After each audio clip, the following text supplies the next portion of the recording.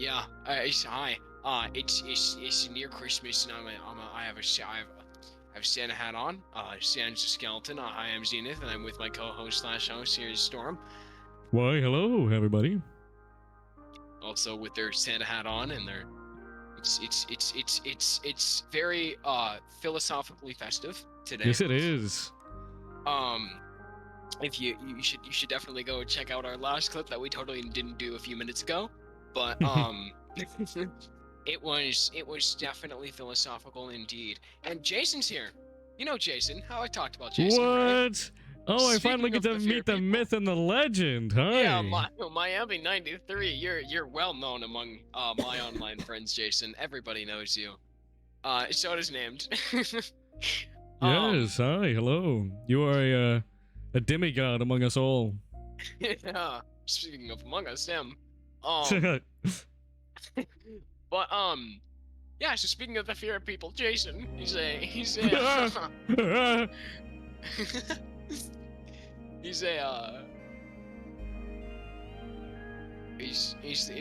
on. Okay, well, named you're a nerd. No one. Okay, actually, Beat Saber's pretty cool. But yeah. So, how could we start off this? I feel like I want to start off by asking you a question, in which I have to think of. Table the turnings. Continue. Yeah. No. I got this. Give me a second. First impressions. That seems like a thing that would be big on you. Now, how do you think first impressions, like, no, you can talk about, like, you know, how you think of first impressions and fears of it and stuff like that, but how do you think first impressions initially ties to fears? That one's real easy. Because a lot of people, whenever they have a first impression, or they want to make a first impression, they want to try to show the best possible, or at least I do. I want to show the best possible I can. And the reason I say that is because, like, yeah, like, be yourself, Yeah. but be your best self that they can see. Yeah, exactly. And because if you don't, then it's like, that can give a lot of people bad vibes. People say don't judge a book by its cover, but it's literally the saying. You're doing what they're saying. That's what a cover is for a book. Is to judge it. That is the point. A thumbnail, exactly. Cover, it's all based on and created for judgments. Exactly. You can tell that by the trends of thumbnails with YouTube videos, like you just said. Not relating to our podcast, but go look at it. Like, if you go look at the view rate, just saying. You can definitely see a change from the thumbnail to the view, like the view count. But the point is, it's like the people that don't judge a book by their cover they're doing something wrong. Like, that's the whole point. You trust a little too much. Well, you here's the thing. When it depends how good you are at identifying what kind of person someone is on intention and impression and stuff like that. But I mean, usually you can tell it's like that's for the people who maybe get anxious on first impressions, right? But you can tell if someone's anxious, that doesn't necessarily mean they're a terrible person to hang around. That just means, oh, they're anxious, right? That isn't necessarily a bad first impression. But there are bad first impressions. Like, if you're like if you're just spouting racial slurs, and it's like, I don't know about this guy. Yeah. Like, your first impression is everything. The only way you change your first impression is by hanging out with them. And the only way you hang out with them is by having a good first impression. I say try to have like a pretty good one. I don't shoot for my highest. Well, like I say that I do, but I mean, yeah, exactly. Yeah. Yes, it is. It is exactly a paradox. And it sucks because I overthink my first impressions. Actually, the first time I met this guy, I was having an anxiety attack. Yeah, that's kind of funny. I don't know. You shouldn't be surprised about paradoxes on this channel because the title is a paradox. So, well, it's based on thinking about paradoxes. So, yeah, which is a paradox in itself. So you really shouldn't be surprised. Every single podcast we've done has had at least one paradox in it. Not the first one. No, that one had a paradox. I think we actually did talk about paradoxes. Maybe. But yeah, I don't know. The fear of meeting new people. Like I love meeting new people. Oh yeah, first one you've been to? Okay, yeah, that's true. But if you do ever want to go watch the other podcasts, which I very really highly suggest you do. Maybe not the first one. The first one was a bit iffy. I tell everyone that. I'm like, I don't know if you want to be listening to Pizza Roll Lip Snacks. The second one, though, that one was really good. Yeah, proud of that one. Mm-hmm. Not the thumbnail, but well, the first one I'm really proud of for the thumbnail, but the second one was like I rushed. The second, the third podcast, that one was pretty good, but I feel like in my own standpoint, the structure was a bit wonky, but that's fine. It's the Midnight Milk podcast, only the best of quality here. Oh, precisely. But I don't know. I love meeting new people. Like meeting new people is like my favorite thing to do. I'm an extrovert, a very big extrovert. Mm-hmm. But I also have the fear of like, oh, I want to be like, I want to make the friend. I don't want to be the person they don't like. That's all dependent for me. That's dependent on the people. That is very dependent on the people. Yeah, I want you. If I hate your, if I see you and you don't look very good, I probably don't want you to like me. Because then clinging and shit. Like I don't know. Yeah. It's like I'd rather you be scared of me. It's not hard for me to make people scare me. Yeah, with your testosterone. Actually, I've talked about that a lot. I'm like recently I've been having just specifically people online because people don't know I'm 14, but so online like it's weird because at school my voice is generally higher, but that's not necessarily my natural set. It's like sometimes a lot of times at home my voice can just naturally get to like a happy medium for low. Right, which isn't me throwing my voice by any capacity. It's just a happy medium tone where it sits a little bit low, and which I've been talking to one of my friends, and I was like, yeah, there's like strangely enough a lot of people like in VR chat and online and stuff like fear me for some reason. And he's like, it's because of the testosterone, bro. I don't know, like my voice at school is usually a lot higher, and I've figured out why. I never really did until I really took the time to think about it, but it's just because that's how I grew up. Like I grew up before my balls dropped, so I was always like, oh, wow, squeaker. You don't want to sound weird either. No, right? But like whenever I'm at home, my voice is naturally lower, and then online, I think I did that subconsciously when I was a lot younger. I would do it. Like I would naturally, but I was like trying to throw my voice back. But that's how I developed a Shan's voice. That is precisely how that happened. This isn't throwing my voice back at all. Like this has been it's very comfortable. Exactly. But like it's naturally just a little bit lower online. Yeah. But I mean, I don't know. It's the same way at home. School is just higher. Yeah, well, school is higher for me just because it's more approachable, and I try very hard, to not look like a school shooter, because I just naturally end up looking like. Whoa! You can't say that. You gotta say school facility pew pew. Yeah. Yeah. With all those threats have been going around, ugh, touchy subject. Yeah, I've heard. Anyway. Controversial. Yeah, pew into school. Yeah, basically. But like, I'm white. That's about it. That's what sells it. White earbuds, black jacket, slides. I look very run down, even though I'm not like that poor. But rich boy. I pull the look off. But I'm scrawny, but I'm very laid back, so no one suspects anything. Yeah, exactly. And it's like, I mean, that's why I like really didn't get like bullied per se. Like I didn't have people constantly on me because I looked like a nerd. So it's like people would feel bad. Yeah, I don't know. So that's just how I ended up. You know what I've always feared? I was going somewhere with this. Go on. I've always feared like moving to a new school. Like I know I'm not. Like I'm gonna graduate here. My sister's gonna graduate here. I wouldn't be surprised if my parents live here for the rest of their life. No. No, I finished all my Go-Go Squixes. No. That went by in like a couple days, and it's a box of 20. Oh my god. It's been a week. It's finals, so. Get more, yeah. And also, well, this is my second box of Cheez-Its as well. Fat. No. Surprised. 137.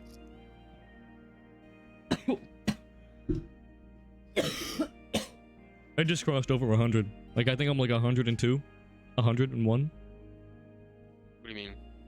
Pounds. Whoa. How tall are you? 5'7". Man, 5'8". We talk about this every podcast. Yep. I'm like 5'7", 5'8". How unreasonably thin you are. I think I'm actually 5'8" now. Scary. I'm 5'8" now. I know that. It's like actually scary. Eh. You look tall, but you're not. Yeah.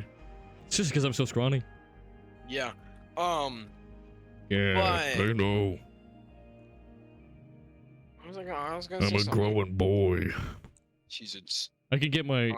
if I cough after, I can get my voice just a little more raspy. But yeah.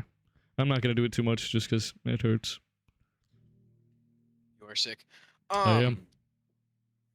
I know I'm sick.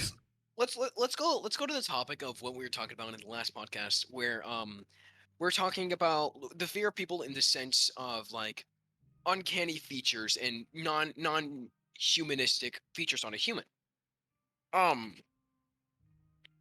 Which we talked about how we directly tied back into the fear of unknown, but I feel like we could dabble on that for a little bit.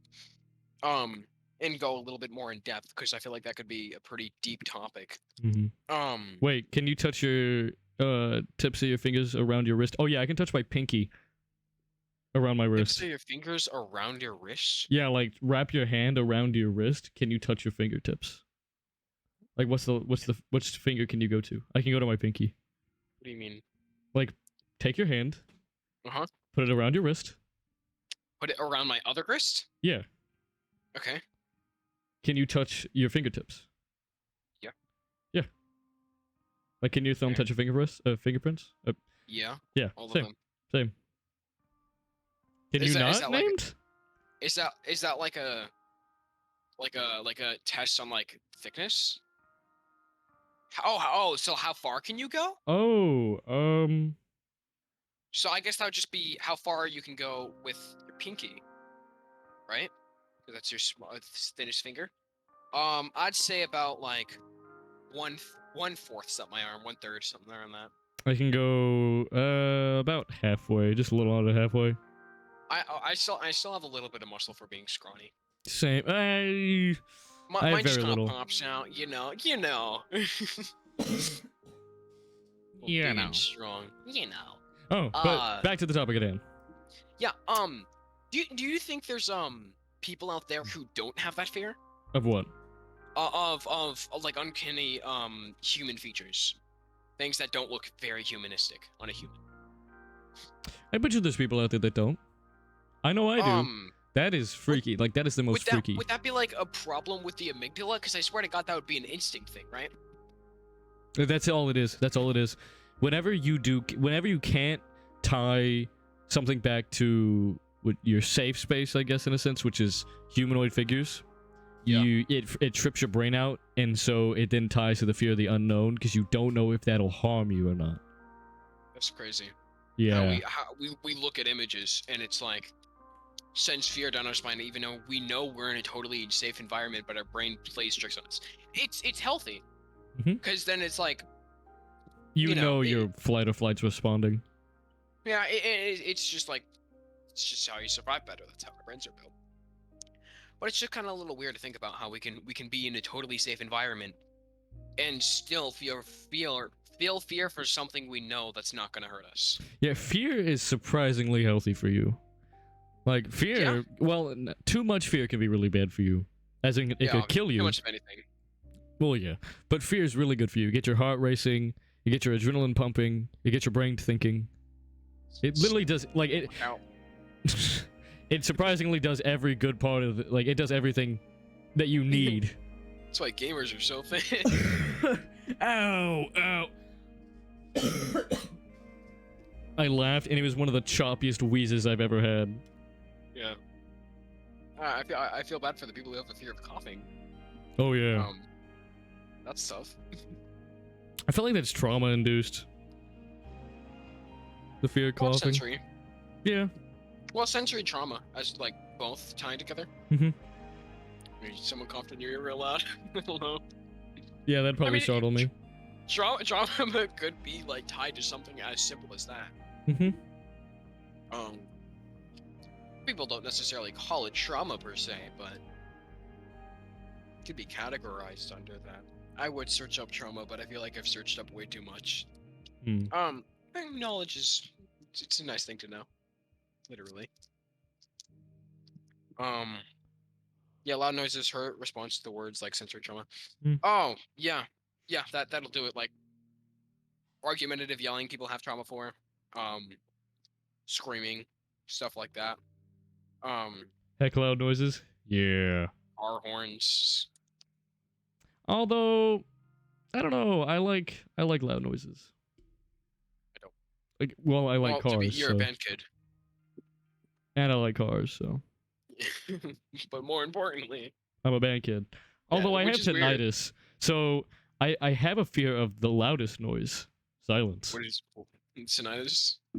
Yeah, tinnitus is the ringing in the ears. And now, like, everyone will occasionally get, like, ringing in their ears when, like, pressure changes and you can hear ring. But imagine that, but if it's literally, like, every day, if it's just a little too quiet. Even if you don't have tinnitus, silence is the loudest noise. Yeah. That's why trains are so, double-sided. They're cool from a science standpoint, but they're too loud. Yeah. Well, I mean, yeah, they're too loud, but I would much rather a train be like as loud as possible than it not make any sound at all. Yeah, that'd be uncanny. it'd be scary almost because it's not true. It's not of the norm. Yeah.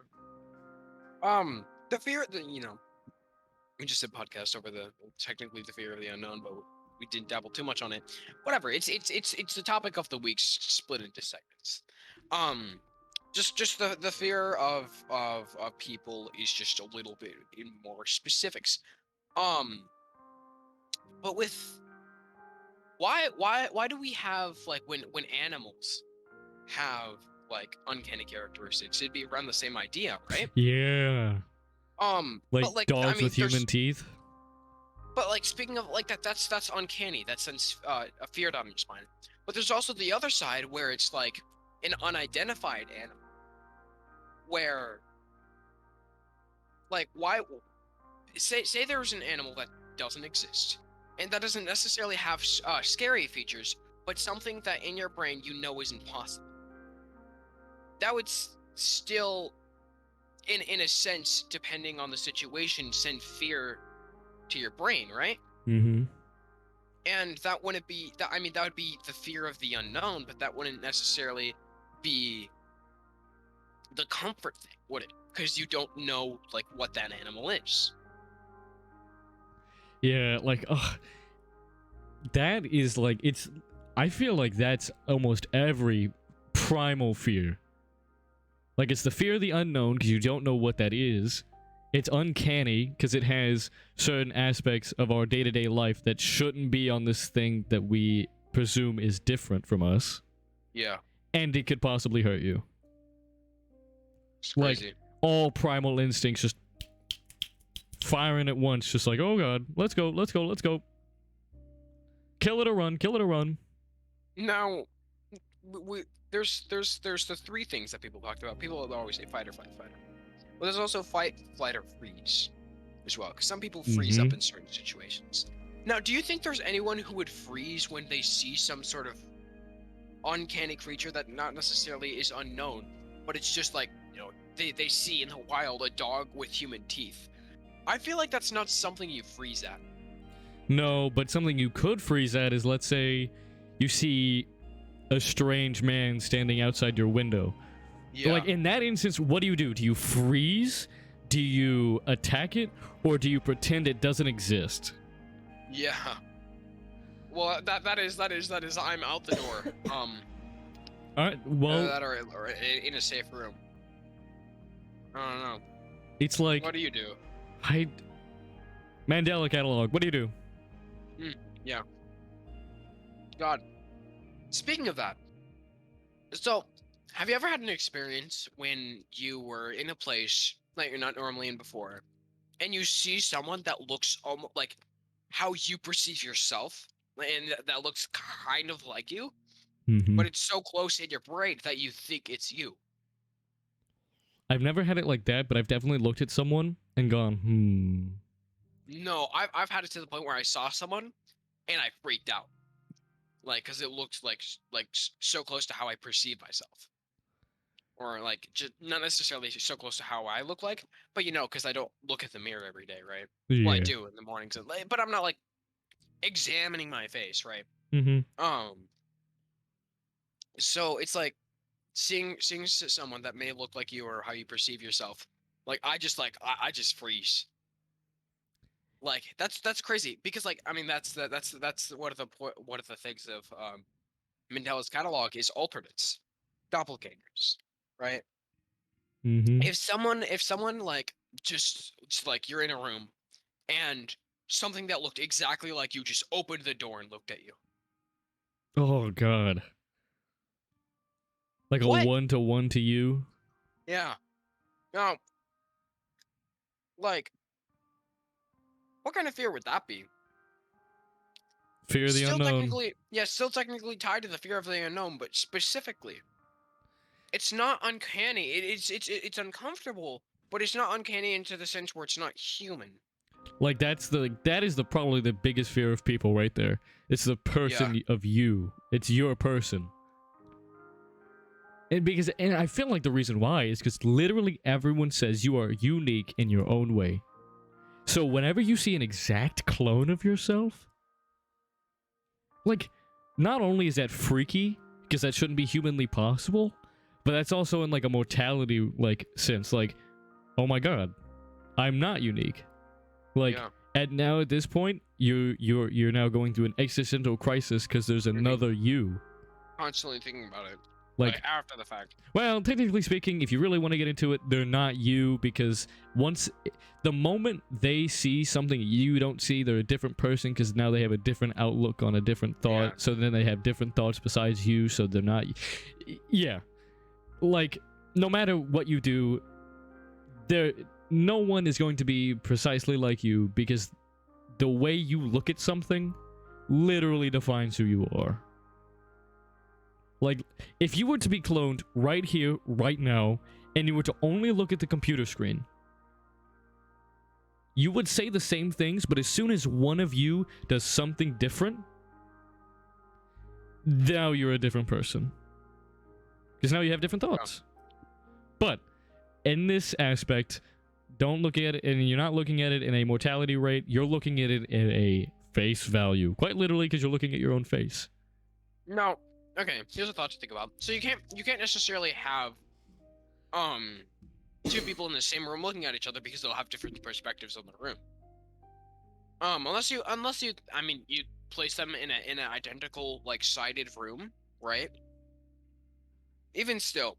But let's say you have something that's identical to you on the other side of the screen. They're in like the same world as you, but it's different. It's the same world, but it's like not the same, right? It's identical. Would there be a threshold like when you're talking to yourself on the computer, where you have that moment where you say something different, and you have that moment where you look somewhere else? Because if it's the exact same identical copy, and you both hop down that call at the same time and just stare at each other, like there would be no point where you change. Yeah. Because that's just you. That's crazy. But now, the moment you do something that isn't what they do, oh, dude, that's when your heart sinks. Yeah, you freak out. My heart would already be pounding at the fact that I'm looking at my own self. Like, I would maybe chalk it up to the fact that, oh, maybe my camera's on, or maybe there's like something going on. Like, I would use every other possibility that it isn't me. But the moment I do something different, oh my god. What do Have you you ever do? had that moment where you're looking at the mirror and you turn a little bit and it doesn't actually happen, but you think the mirror doesn't the Yep. head doesn't turn in the mirror? Oh, I fall on the floor and drop. If you do, I leave the vicinity. yeah. Dude, that reminds me of a nightmare I had one time. I had a nightmare where I was walking down my old house that was in my new house. Finish my box of Cheez-Its. Wow. Swag. But I was walking down the hallway of my old house that was connected to my new house. Kind of confusing, but whatever. Well, yeah. I get to the bathroom and I look in the mirror. And then I'm just sitting there. I'm just looking at myself. I can't remember why. But then all of a sudden, I'm not smiling. And then I blink. And then me in the mirror starts smiling. Yeah. And then instantly, like, puts its hands, like, on the mirror. And then the hands go through the mirror and grab on and starts coming out of the mirror. That is... And then I'm trying to die from that. I'm trying to run. I'm trying to run, you know, but, you know, you're running in a dream, so what can you do? Absolutely nothing. So I'm doing everything. And then as I'm leaving, I turn around and I'm out of the mirror, but I'm like this grotesque, long, freakishly long limbs thing that's like about to like start chasing me on all fours. I'm like, nah. So I just wake up. I woke up. I swear to God, that is something that you could die from having one of those dreams. From just the sheer shock that gets sent to your heart. There have been people that die in dreams or while asleep. Like, they never really say it was because of a dream, but they usually say that they died of a heart attack. That's true. Wouldn't be surprised if it's because of the dream they had. There could be so many cases out there where people die from shock due to their dream. Yeah. That we don't know. Wow. That's crazy, actually. We should probably get back on the fear of people. I mean, isn't this the fear of people looking at yourself? Well, I mean, like I said, the scariest person is you. You said that, and like the music like had like a big, like on my end, I had like a big like shift. Whoa. It's crazy. That's the fear of yourself. Oh, that would have been a good title. Yeah, well. Aren't you a person? Yeah. Why? No, I'm saying like, aren't you a person? As in that still fits under the subject. Yeah. But the reason why we pick the fear of people is so we can be more broad. Yeah. And we can. What the fuck was that?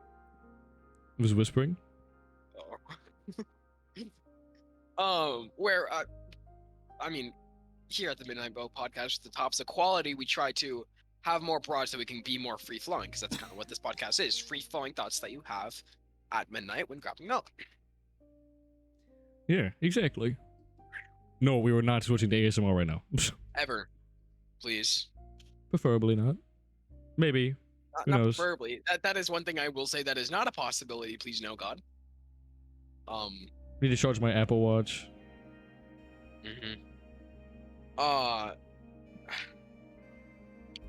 So we already covered fear of uncanny features, fear of yourself, fear of first impressions. What other things fall under the subject of the fear? Ooh, I would probably have to say it's the fear of like what a person can do to you. There we go. When the atheist says please God or no, please no God. Well, I mean, I hope there's no God if you're atheist. Or you better hope there isn't if you're atheist. No, because like I'm agnostic atheist, which means I don't like reject the idea of God existing. I just don't. I'm not entirely sure that he exists or not. So I'm just kind of like, you know. Storm. Yeah. Sorry, I was like running over to plug up my watch. Or put it on my charger. What was I gonna say? Yeah. So like, I mean, yeah, the fear of, I mean, the potential of what people could do to you also ties back to the fear of the unknown. I mean, that's about what you can say to it, but that's like, it's a lot of horror movies. that's a big thing we could talk about during this subject, because a lot of horror movies is the fear of people and also the fear of the unknown coming with it. Mm-hmm. Like killers and stuff like that. Like, I mean, there's a lot of horror movies out there where the killers might not necessarily, they might have uncanny like not non-humanistic looking like features, but it's not things that are necessarily impossible. Like you don't see when you identify something as a killer or a person, it's not necessarily impossible. Like in your head, you categorize that as that, because if it is, that's not a person in your head anymore. Um, like, why do you think that is? Is like when you watch a horror movie and there's a killer, it's always something, it might have something uncanny, but it's not something like impossibly uncanny, you know? Yeah. It just like doesn't Um, feel right. yeah, it's that slight amount. It's not the full way. Because if it's the full way, it just like it's so unrealistic that you don't believe it. You know? Yeah. I mean, there is some really creepy shit that you can get to with like totally unrealistic, right? Mm-hmm. Multiple limbs on a human body, just Oh just god. just n- unsymmetrical as well, just sticking out of a back or something, but like to the left slightly. That's also another thing. Like, whenever you think of a person, you usually think of symmetry. So when Yeah, a person breaks that symmetry, like, and I mean, like, I'm not saying like the people with like disabilities and handicaps are so scary. I mean that in the sense of like, in the uncanny sense where they impossibly yeah, improportionate, like really really big head, and then like freakishly long arms that go down to the floor yeah. I want to with see a like, killer that like drags their arms across the floor. ugh. I don't know. That's just nightmare fuel. Yeah. But still, there's not many killer movies out there that are just like very, very like impossibly uncanny. I want to see a Mandela movie. I don't think that'll ever happen, but that's a I thought. I don't know. We've had things like Blair Witch. That's like an old like found footage film. Mm. And I don't know, man. The Mandela catalog seems really likely. That is something that I would not want to see in the like. I would like definitely, but that'll be scary in theaters, bro. I feel like I'd much rather watch that in theaters because at least then there's people around me. Oh, that's true. That is so terrifying. That'll be a big seller.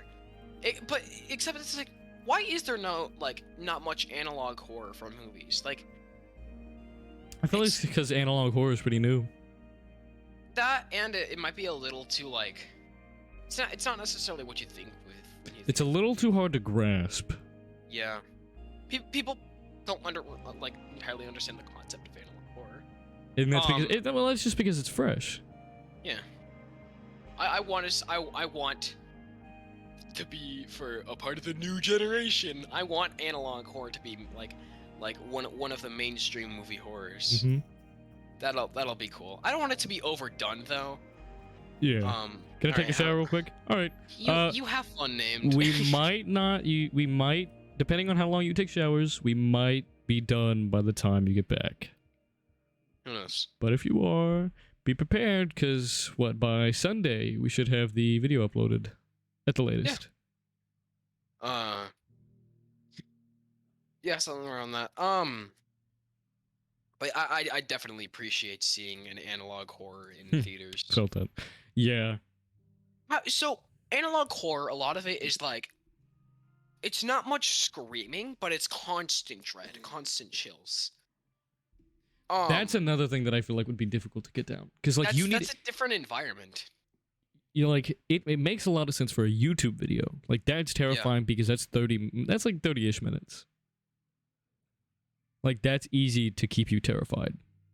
That's true. And that's terror. That isn't horror. That's terror.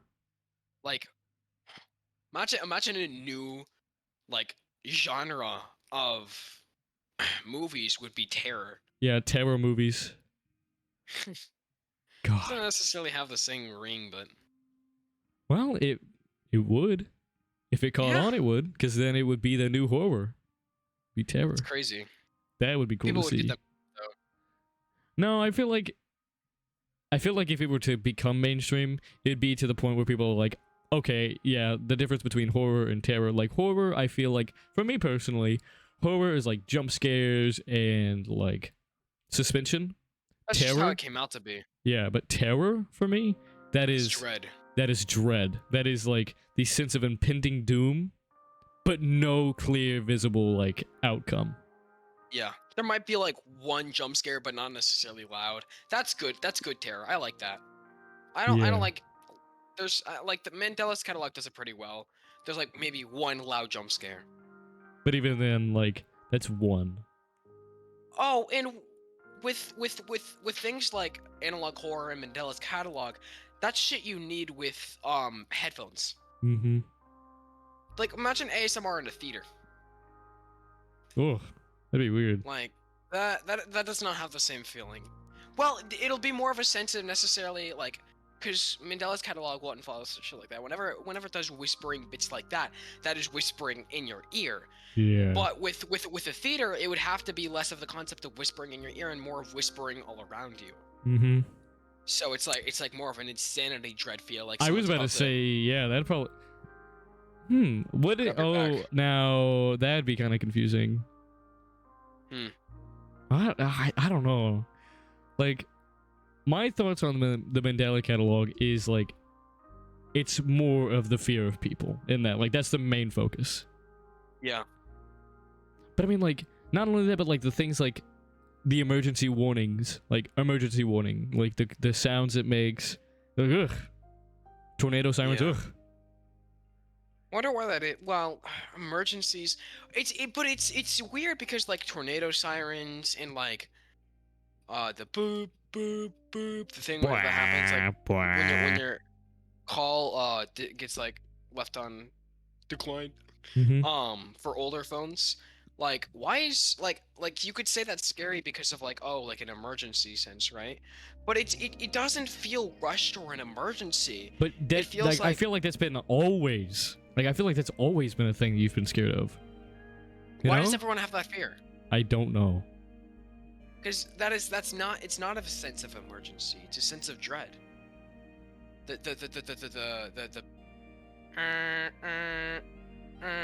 thing on the TVs. Why is that always scary? I don't know. Is it made to be scary? Well, I would. You know, that's probably what it is. It's probably made to be scary. So you watch the broadcast? Yeah. It's so dreadful that it makes you not want to look at the TV. Have you seen the one where it's like, brum, brum, this is an emergency service announcement? Yeah, that's what I was talking about. And then it goes, and then the emergency service is don't stare at the moon. Whatever you do, lock all doors. What? Local 58. Yep. Yeah, that's a good one as well. That one's like, that's terror. That's impending doom. I feel like if you're gonna have an analog horror movie, you can only have it go for like an hour. Yeah, it'd be a very short film. Not less than an hour, but you can't go much more than an hour as well, because you need it to be made as a movie. But it's not something that would necessarily hit. Oh, maybe not a movie. Maybe a show. No, I don't know how you would. It would be a great movie or show. I just don't know how you would make it a TV, a movie or a show. Someone needs to get on that. They really do. Figure it out, man. Don't have the first impression be bad. Don't make it like Venom. I didn't like Venom that much. Yeah. Well, I mean, Venom: Let There Be Carnage was really good. It's a pretty good movie. I liked it. People said that they liked the first one more and then the second one less. The thing is like it's a good movie per se, like with the cheesy aspect, but like, sorry, I mean, I guess there's a little bit of spoilers, but I'm not gonna go in depths for anyone who's watching. But it's like cheesy per se, but it's not how I envisioned Venom being. Like, yeah. I can't go into it like at all. But it's a little bit disappointing. I get what The you mean. first one was good because he's a little bit more mysterious, right? And a little bit more scary, which is how I envisioned Venom. The second one, no. Hmm. Carnage was good. Venom, I don't know. Ah. I feel like it was just a bad concept. Hmm. Anyway, back to people. What's another really scary idea when it comes to people that you would say that you have a fear of? So this kind of fits under the uncanny thing, but like, people have a fear of like looking at severe injuries. Hmm. Like the elbow going the wrong way. Like that's not only not humanistic, but like you envision yourself in that position. You're like, oh no. Yeah. I don't know. Like, I've never been one to fear gore. Like, I can watch it. Like, I can just watch it and be like, okay. But now there are a couple of times where I see something and it's just like, oh my god. Like, not to get into too much detail because it's a bit gruesome, but it's like, have you ever seen a beached whale? No. Well, whenever a whale gets beached or it rises to the surface and dies, it explodes. Oh. I'm not kidding. They release a lot of methane, I think, or some sort of gas in their body, and it builds up. And I mean, there's such big creatures, yeah. it literally explodes. That's crazy. Like, there was a whale trying to be, I think it was in China or Japan. Either way, it was trying to be transported because they had found the whale and they were going to go do studies on it. Well, as it was getting transported, it exploded. Like in a truck? On a truck, on like a flatbed.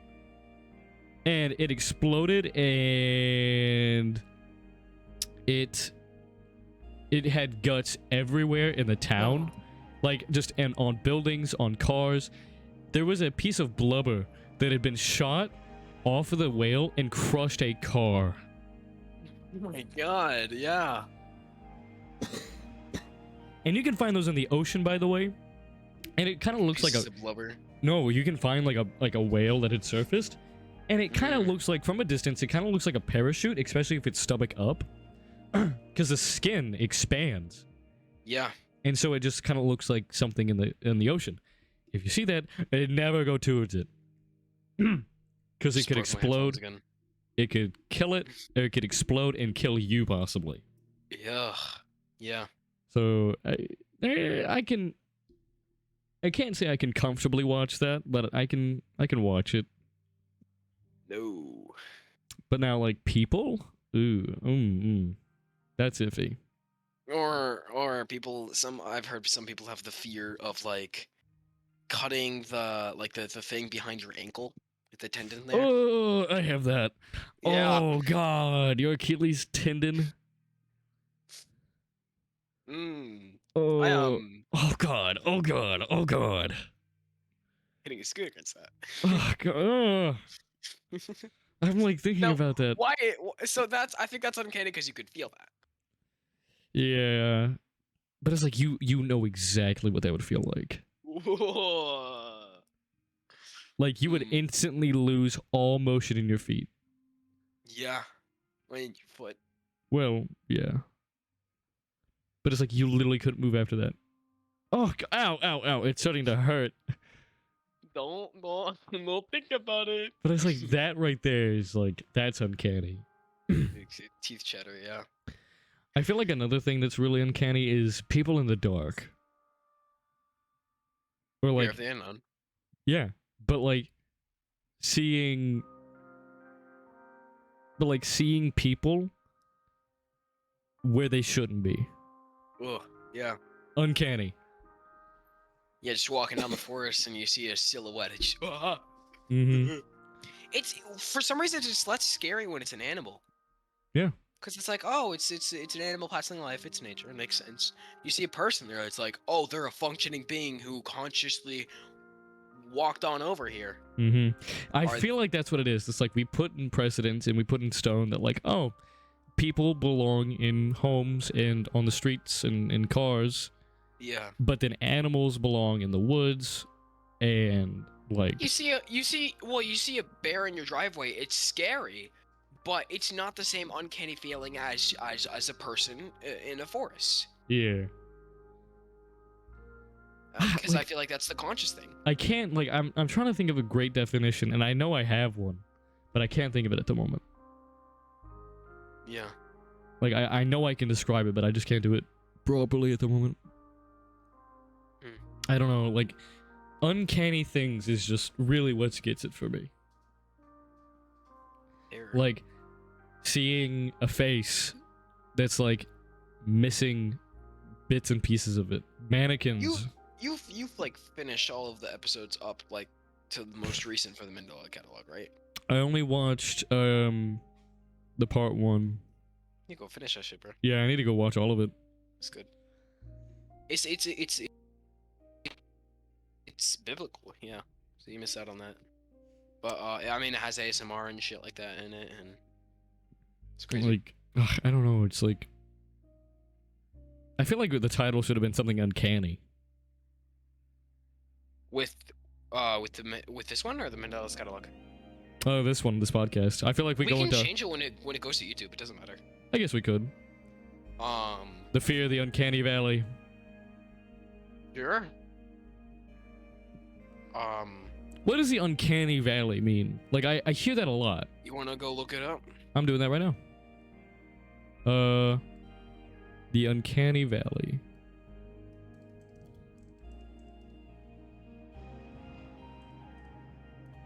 The Uncanny Valley meaning. Ooh, used in reference to the phenomenon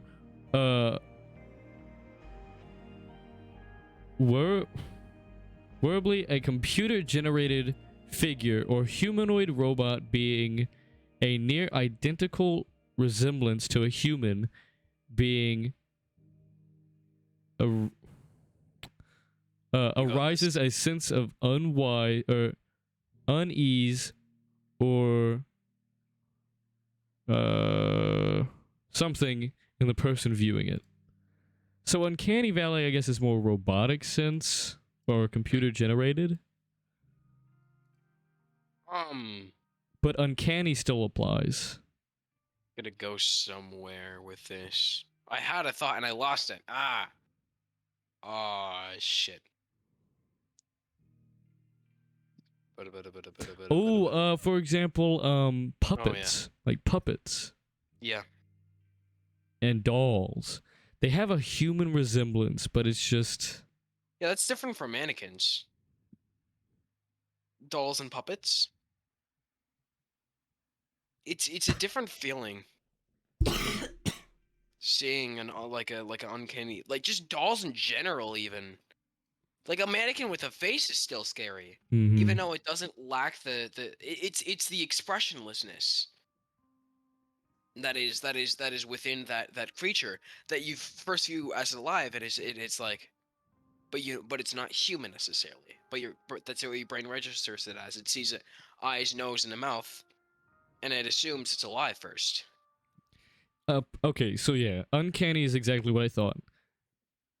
A sense or something that brings unease. Yeah.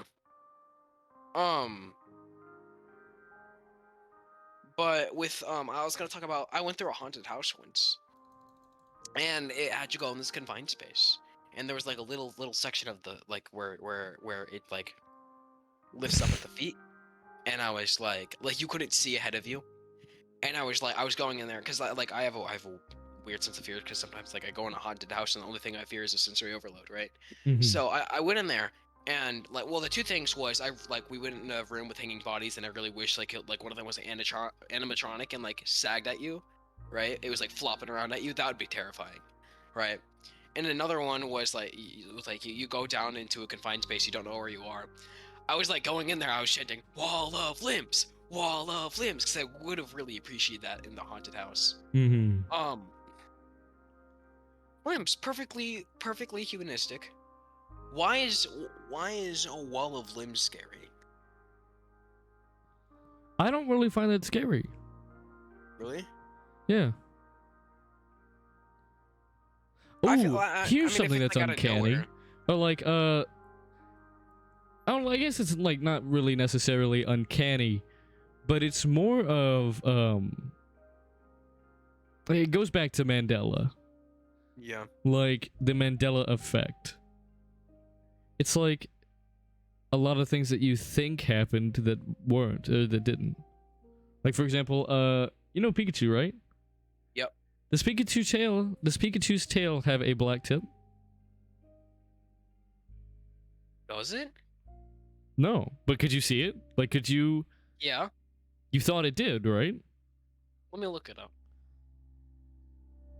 Pikachu with black tip on tail.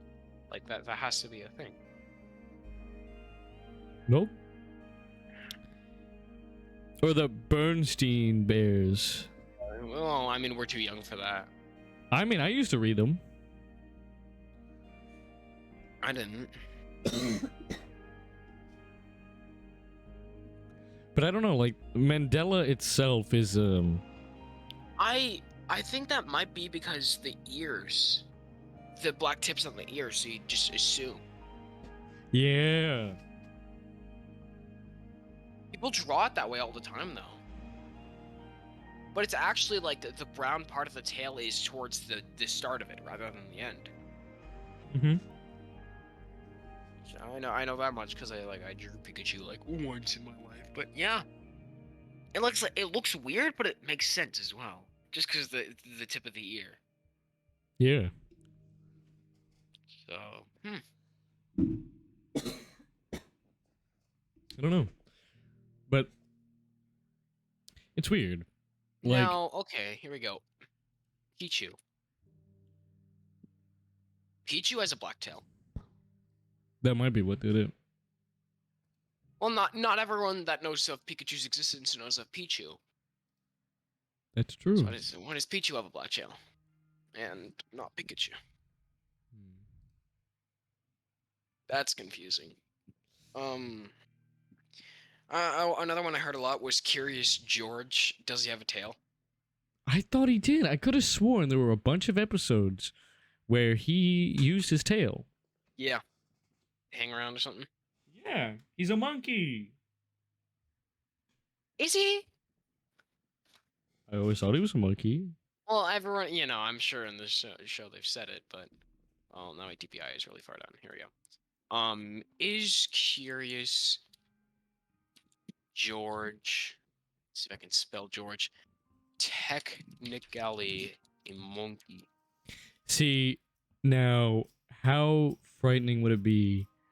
He's possibly a barberry macaque. What? Yeah. See, no. I don't know. I still have the thought of like the fear of people still stuck in my head. Like it's just not going away. But yeah, like, I mean that is the subject we're on. Yeah, but like, it's really difficult to explain. But I feel like everyone knows exactly what you're talking about, and as soon as you get into the scenario, you know exactly what you mean. Yeah. But it's like, when it comes to describing it, good luck. Now, it's weird how we have the fear of our own species. Mm-hmm. Because, yeah, it could possibly hurt you and stuff like that, but, like, a lot of the other animals, like, the fear of their own species is for competition and stuff like that, for mates. That's not what we have. And is that an evolutionary trait for us to be fearful of, that we can identify that it's a person, but we don't know what it could do to us? is that an evolutionary fear? Yeah, I would think so. Because like, why would another animal have a fear of a silhouette? Like the same, like I understand if they have a fear of the silhouette because that could possibly hurt me, but it's not the same terror and uncanny feeling that we have of like the silhouette of a human, I'd assume. I don't know. Because it's less of unsettling for the animal because it's more of a fight or flight, right? Oh shit, it's gonna hurt me. But with us, it's more it's uncanny. I feel like uncanny is a very like, yeah, you know the meaning, but you do not know the meaning. Is that a humanistic like thing to feel? I would think so. Do animals not feel like uncanny like feelings? I don't know. We're not animals, but I'd assume not.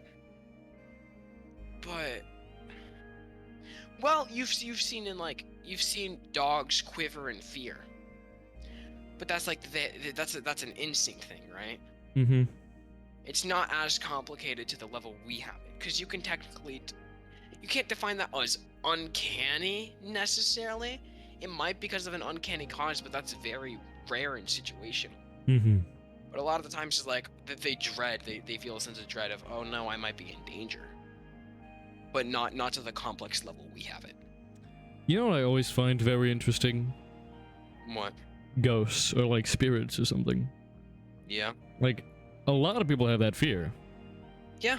But I don't know. Like, I'm struggling to figure out my definitions. After our last podcast, at the end of that, I've kind of just like, I don't know. I'm trying to think of it, but it's just like really difficult. Like I have the exact idea. Like I know exactly what I'm thinking. I just can't put it into words right now, which I'm usually really good at. I would like to say, at least. Just brain fog a little bit. Yeah, I don't know. That last one kind of got me through my existential and life-provoking,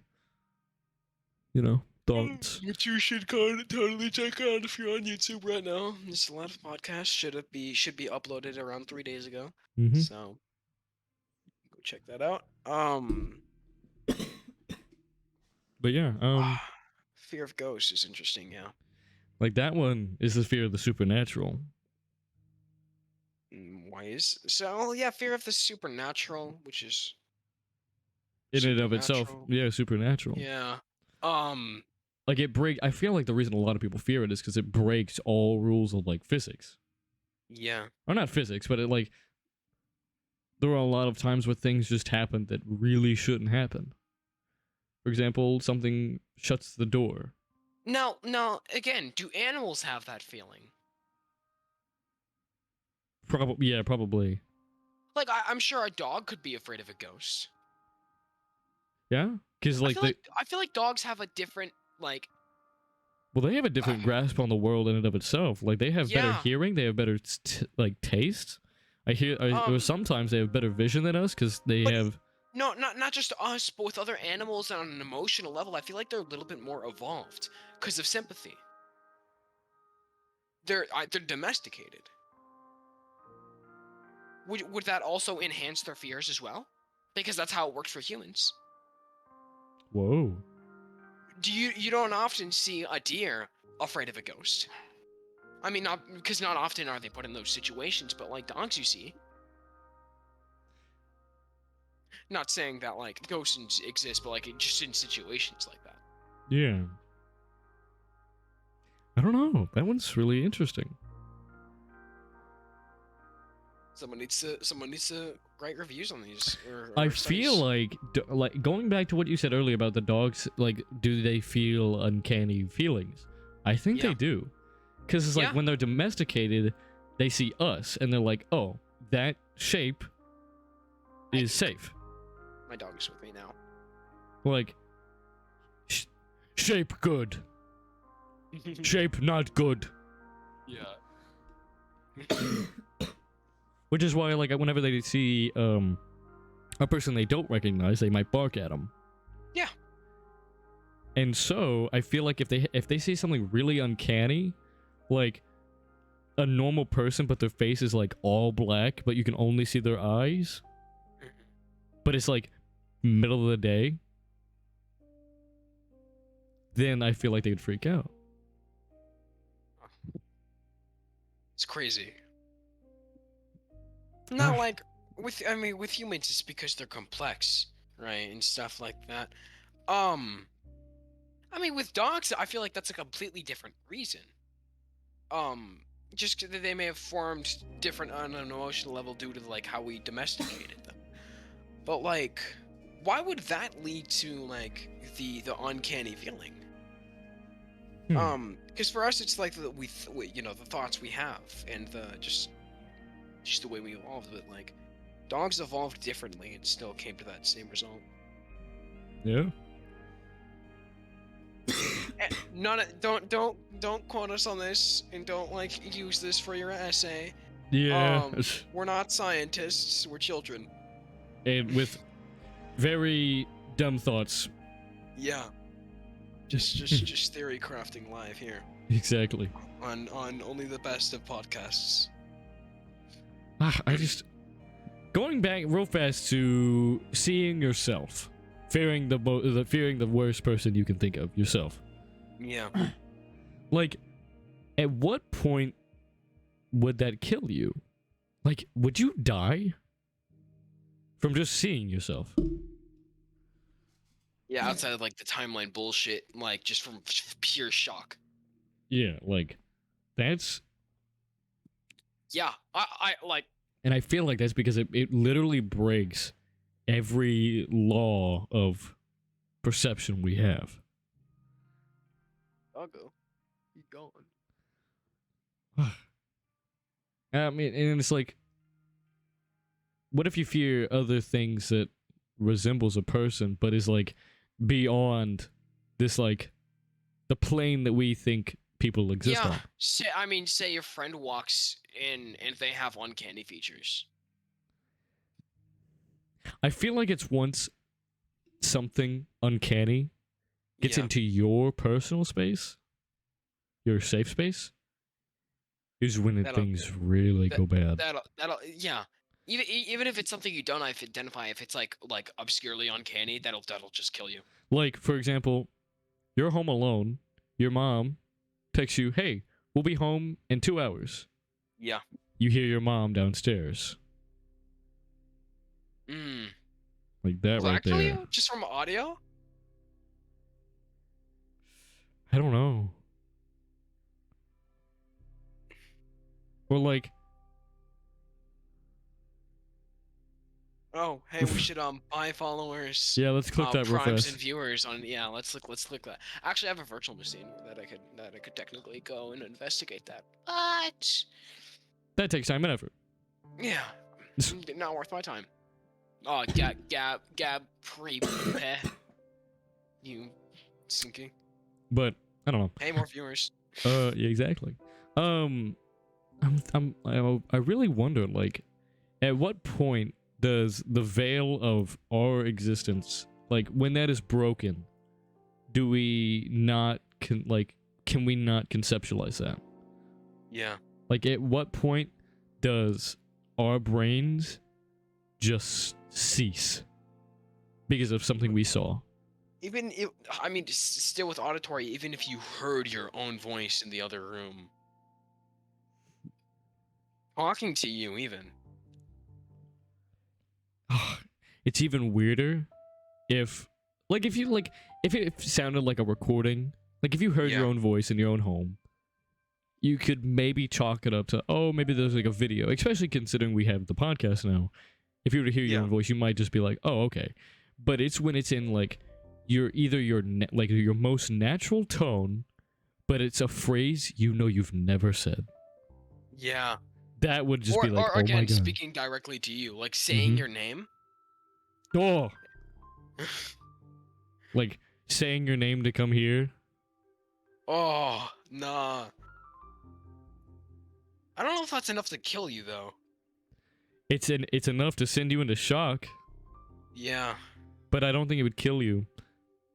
I don't know if it'll send me to shock.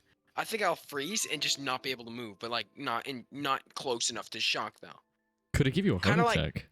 Kind of like how Marth Heathcliff in the Mandela's catalog, where like the alternate of Caesar was right outside his door, glitching.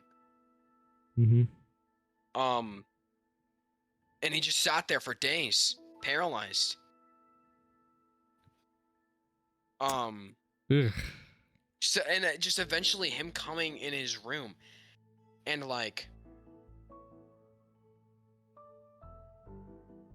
knowing that they've opened the door and came in your room, like, oh, like where is the threshold? Like, where is the threshold your brain can handle? Yeah. Like, for example, let's say you walk into your room. You follow behind you. But then you look at them, and their face is all contorted. Oh. But you know it's it's you. Yeah. You can, like, you know how you can feel a presence off of people? I feel like everyone can. Yeah. You can definitely feel someone's presence. But you've never felt your own presence. Know what I mean? I have. When looking at someone identical to me. Oh, well, yeah. I've never felt that. That was just the... Like, I wonder what energy I gave off. I never want to figure that out. I've done that in dreams, too.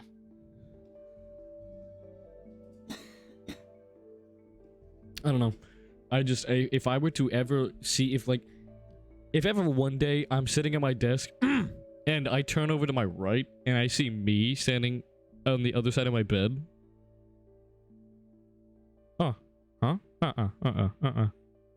Yeah.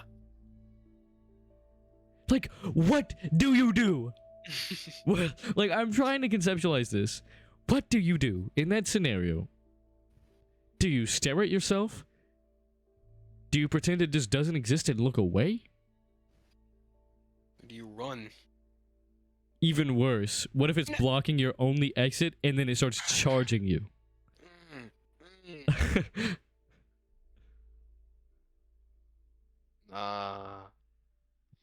Now, I feel like, people say fight or flight. Like, that gotta take a lot of balls to fight that thing, right? Yeah. Even if you don't have the best logic in the world, like, still, there's no way people have the adrenaline to punch that thing.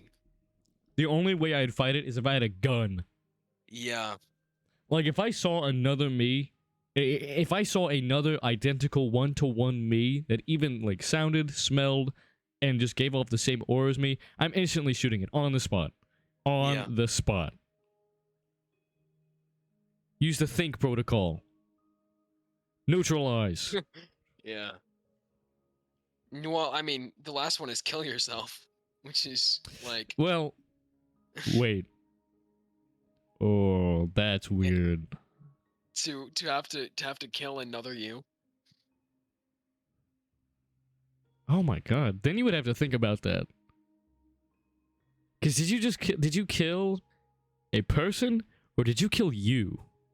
Like, you are a person, yes, of course, but did you kill someone else? Or did you just kill you? Yeah. Oh, that would mess with me. Just saying myself would mess with me. Ugh, it's really weird. Almost 3 hours. Yeah. This is about to be our longest podcast. I mean, yeah. Do we want to go there, or do we just want to go ahead and end it here shortly? I don't know. Yeah, do you have any wrap-ups? Is there anything you would like to talk about real fast? Yeah, I feel like I don't give enough time on this channel. No, I don't know. That's just that is the big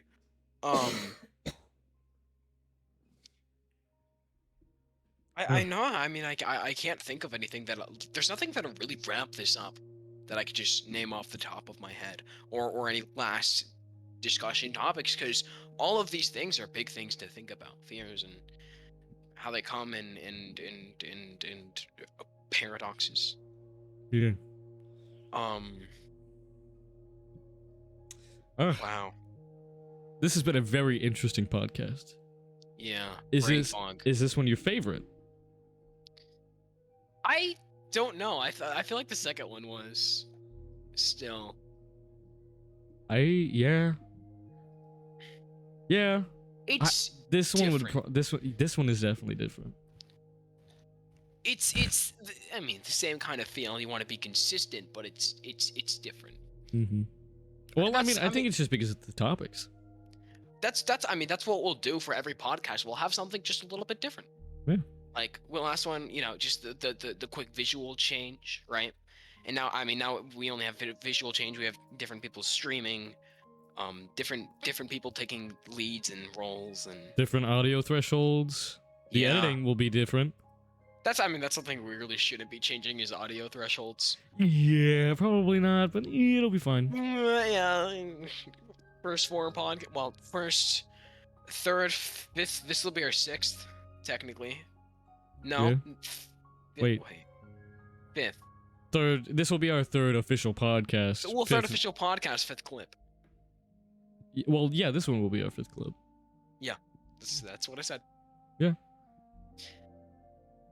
Huh. Oh, I don't know. Music couldn't fit much better. I know. I mean, that's what the feel of this I mean week we had today, which was it was big thoughts, but it was also a kind of a little mysterious and uncanny feeling. Like, I mean, the last one was about existentialism, but it wasn't necessarily on fears. Yeah. Well, it was about fears and the fear of everything. not of uncanny though. Oh yeah, no, this one was more uncanny. We were existential. I feel like we kind of repeated ourselves on this one though. You mean you? I repeated myself a bit on this one though. No, we did. But that's not bad. Which is fine. Yeah. Right. Let's do it. You don't do it 10 podcasts in a row. We just talk about the same topic, right? Like we could. I'm sure for the next one we could like something totally different. We can have a fun podcast that isn't like totally philosophical. That would be fun. Yeah. I felt like that one should be a different format of recording style. You want to go in VR chat? We could. Well, no. I want to do one before that, so I can use my Blue Yeti mic.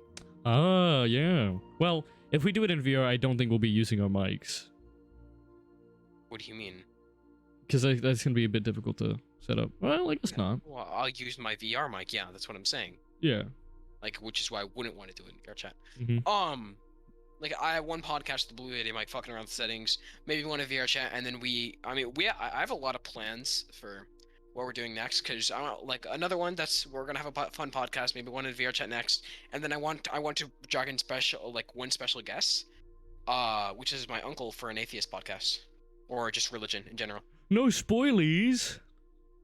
We already talked about it. I know. That'll be in like 3 podcasts, which it's not too far away, but that's also like towards the end of January, that'll be in. Yeah, sometime after New Year's. Oh yeah, well the next podcast will probably, well, I don't know. Do we want to have one more before the New Year's? Well, it just depends, because usually I aim for every Friday, right? Yeah. Thursday wouldn't be a terrible thing, but who knows? You guys will just have to wait and see what happens. Yeah. But I guess with that, want to wrap it up? I mean, there's pretty much a wrap up. But yeah. So it's been great. Hope you hope you had milk for this ride, because this one's definitely a trip. Like last time where it was taken without the milk. Hurt our brains a little bit. So, but yeah, with that, stay tuned for what the future has to come. It's been a great time with Storm and I. And Merry Christmas. Oh yes. If we don't have a podcast, wish you all a happy Merry Christmas and Happy New Year and Feliz Navidad. Feliz Navidad, yes. And then every other holiday that there is. Yeah.